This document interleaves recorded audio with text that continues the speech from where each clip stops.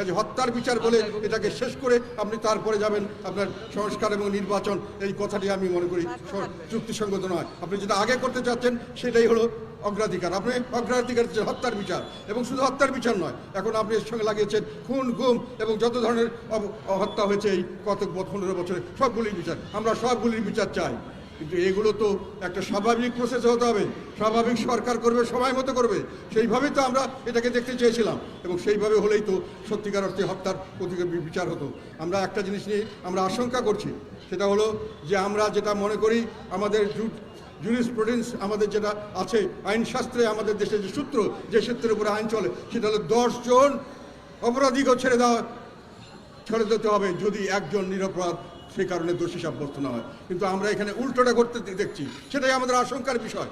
এখন মনে হচ্ছে প্রতিহিংসার আগুন যেভাবে জ্বালিয়ে দেওয়া হচ্ছে, হত্যার বিচার, এই বিচার, এবং তার মধ্যে যেভাবে এটাকে ট্যাকেল করা হচ্ছে, যে কোনোভাবে অসহায় মানুষকে বিভিন্নভাবে এই মামলা মোকদ্দমা ছাপিয়ে দিয়ে সমস্ত ব্যক্তিগত স্বার্থ, ব্যক্তিগত নিজেদের মধ্যে দ্বন্দ্ব, যে রাজনৈতিক হোক, সামাজিক হোক এবং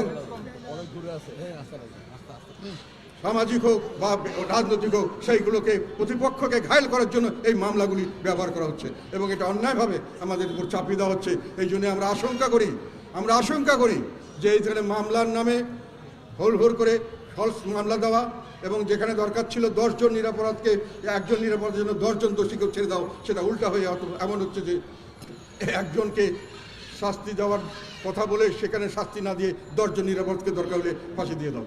এরকম একটা পরিস্থিতি আমরা লক্ষ্য করছি। যেভাবে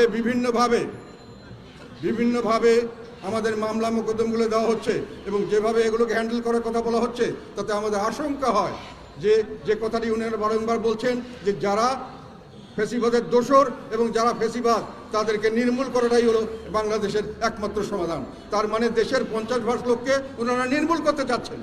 এটা কি এই জন্যই কি এই মামলা, এই জন্য কি ব্যবহৃত হবে এই দেশের অর্ধেক মানুষকে কারাগারে নিয়ে রেখে তারপরে এক এক করে ফাঁসি দেওয়ার ব্যবস্থা? এটা কিন্তু পাকিস্তান আর্মি 71-এ তারা করবার চেষ্টা করেছিলেন। তারা বলে পোড়ামাটি চাই, লোক চাই না, কিন্তু পারেননি। আরেকবার হিটলার চেষ্টা করেছিলেন জুকে দিয়ে শেষ করে দেবেন, তারাও পারেন নাই। কাজে এই প্রচেষ্টায় কেউ সফল হবে না। তবে এই জিনিসগুলি আমরা বলতে চাই এই জন্যই যে আমরা চেয়েছিলাম একটি সুন্দর ভবিষ্যতের জন্য সকলে মিলেমিশে, 99% মানুষ এক হয়ে গেছে, সবাই আমরা আলোচনা করব, সামনের দিকে রাজনীতিক সংস্কৃতি চেঞ্জ করব।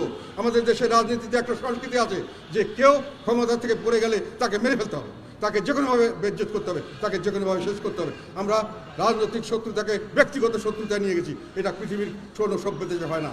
আমি রাজনৈতিক প্রতিপক্ষ, আমার সঙ্গে যে ইলেকশন হবে, ইলেকশনের পরে আমরা যদি আমার ছেলের বিয়ে, মেয়ের বিয়ে, আমরা সকলে একসঙ্গে থাকবো। আমরা বিপদে আপদে কেউ অসুস্থ হলে আমরা সকলে তাকে দেখতে চাও। এটাই ছিল রাজনীতি। আমরা চেয়েছিলাম এবার আমাদের প্রফেসর ইউনূস সাহেব এইটাই করবেন, সবাইকে নিয়ে বসে দোষ ত্রুটি সবার যা আছে যদি আপনি ক্ষমা করে দিতে পারেন, যাকে শাস্তি দেওয়ার শাস্তি দেন, সবাইকে এক করেন এবং এক করে বলেন যে ভবিষ্যতে তোমরা সবাই একসাথে থাকো, সবাই নির্বাচন করো, নির্বাচনে হেরে গেলে তাকে খুন করার চেষ্টা করো না, তাকে জীবনের কি বলে এটা শত্রু করো না।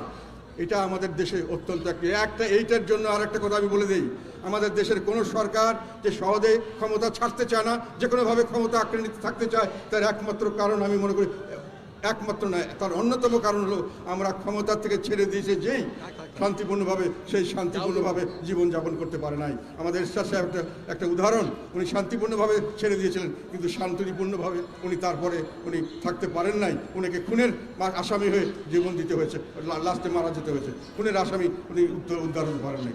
এই যে প্রতিহিংসার রাজনীতি, এটা বন্ধ হওয়া দরকার ছিল।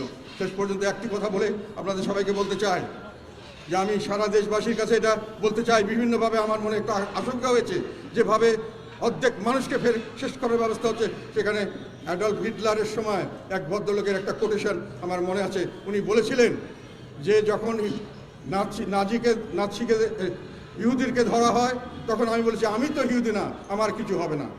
তারপরে যখন আবার কমিউনিস্টদের ধরা হয়, আমি তো কমিউনিস্ট নাই, আমার কিছু হবে না। তারপরে যখন আমাকে ধরা হয়, তখন আমার পাশে আমি কাউকে পাইনি। কাজে এইখানে কেউই নিরাপদ নন। আপনারা মনে রাখবেন, যেভাবে শাসন ব্যবস্থা চলছে, এটাই যদি চলতে থাকে, আমরা কেউই নিরাপদ নই।